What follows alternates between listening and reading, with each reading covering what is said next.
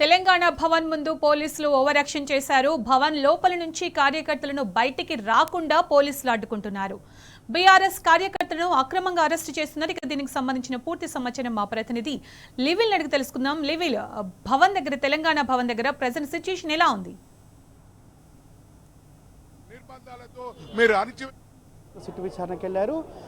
కేటీఆర్ వెంబడి మాజీ మంత్రి హరీష్ రావుతో పాటు పలువురు ఎమ్మెల్యేలు అయితే పూర్తిగా ఒక ఉద్యమ వాతావరణం నెలకొంది. తెలంగాణ భవన్ అంతా కూడా పెద్ద ఎత్తున తెలంగాణ బీఆర్ఎస్ కార్యకర్తలంతా కూడా చేరుకొని కేటీఆర్కు అక్రమంగా నోటీసులు ఇవ్వడాన్ని నిరసిస్తూ పెద్ద ఎత్తున నిరసన వ్యక్తం చేస్తున్నారు. కార్యకర్తలను ఎక్కడికక్కడ పోలీసులు తమ ఓవర్ యాక్షన్తో అడ్డుకునే ప్రయత్నం చేస్తారు.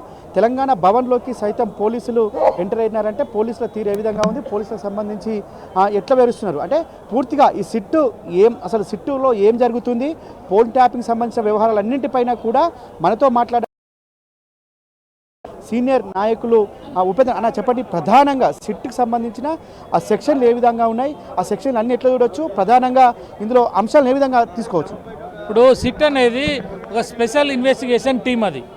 అది ఎప్పుడు కూడా ఒక ప్రత్యేకమైన పరిస్థితుల్లో దాన్ని వేయడం జరుగుతుంది. ప్రభుత్వాలు ఏదైనా ప్రభుత్వానికి అంటే సంఘ విద్రోహ శక్తులు అంటే ప్రభుత్వ ఏజెన్సీలు ప్రభుత్వం యొక్క పోలీస్కి అందనటువంటి అంశాలు, మిస్టరీ ఉన్నటువంటి అంశాలలో ఈ స్పెషల్ ఇన్వెస్టిగేషన్ టీంని వేయటం, దాంట్లో ఇన్వెస్టిగేషన్లో భాగంగా ముందుకు పోతారు. కానీ ఇట్లాంటి చిన్న చిన్న సెక్షన్లలో ఐటీ సెక్షన్ 166, 167 ఐటీ యాక్టు, లేకపోతే పబ్లిక్ ప్రాపర్టీ డ్యామేజు పీడీపీపీ యాక్ట్లో, అదేవిధంగా ఐపీసీ యాక్ట్లో, అది కూడా సెక్షన్ 166లో, మళ్ళీ అది పోతే 406 క్రిమినల్ బ్రీచ్ ఆఫ్ ట్రస్ట్లో, లేదా పబ్లిక్ 50 రూపాయలకు పైగా ప్రభుత్వ ఆస్తులు ధ్వంసం చేసినటువంటి కేసులలో సెక్షన్లలో సిట్ వేయడం జరిగింది.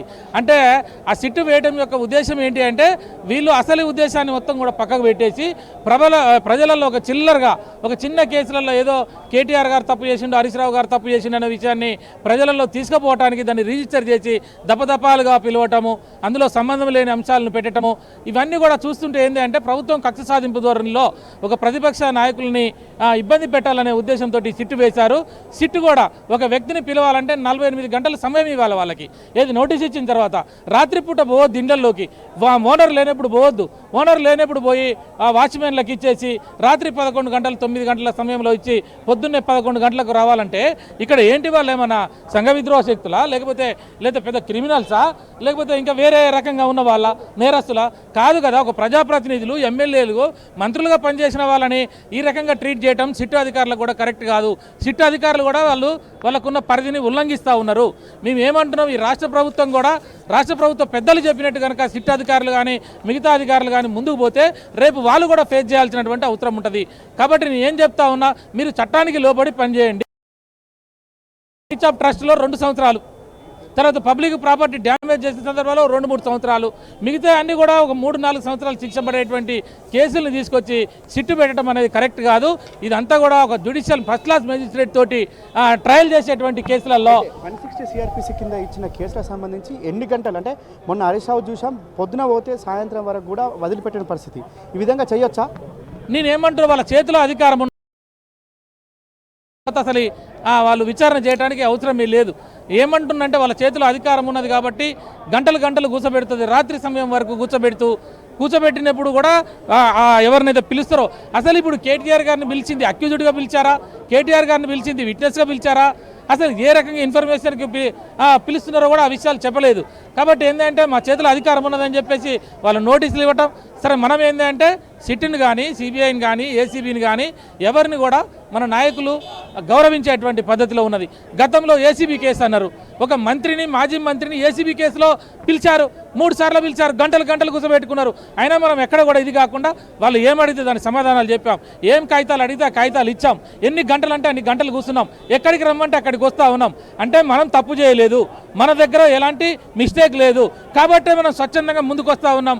మనమే చెప్పాం కదా, ఏసీబీ కేసు అప్లికబుల్ కాదు. అందులో ఫార్ములా ఈ కేసులో బ్యాంకు యొక్క అకౌంట్ నుంచి డైరెక్ట్గా కూడా సీఈఓ మరి ఈ ఫార్ములా సీఈఓ అకౌంట్లకు వెళ్ళినాయని చెప్పి మీరు పిలవక ముందే కేటీఆర్ ప్రెస్ మీట్ పెట్టి కాగితాలతో సాక్ష్యాధారాలు చూపించాడు. అందులో ఏసీబీ ఎక్కడ ఉంటుంది? ఏసీబీ కేసు అప్లికబుల్ కావాలంటే లంచం ఇచ్చినోడు తీసుకున్నోడు ఉండాలి.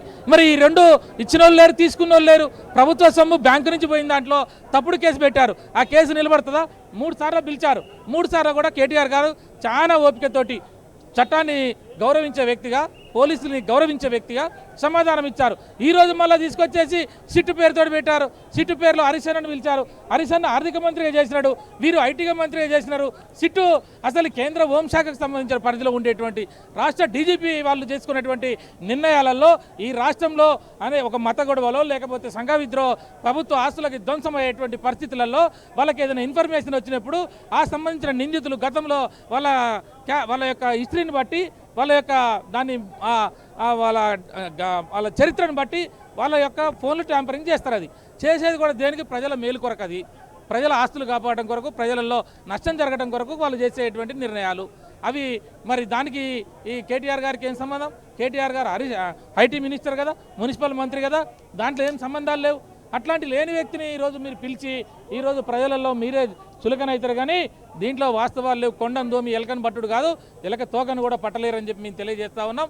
నేను ఒక సుప్రీంకోర్టు అడ్వకేట్గా, నేను ఒక హైకోర్టు అడ్వకేట్గా అనేక సెక్షన్లు, అనేక కేసులు, ఆ ఏసీబీ కేసు కానీ ఇప్పుడు వీళ్ళు పెట్టిన కేసులు కానీ ఏవి కూడా 4-5 సంవత్సరాలు శిక్ష లోపల పడే శిక్షే. కానీ దీంట్లో సిట్టుతోటి విచారణ చేసే అంత పెద్ద మొత్తంలో ఏం లేదు.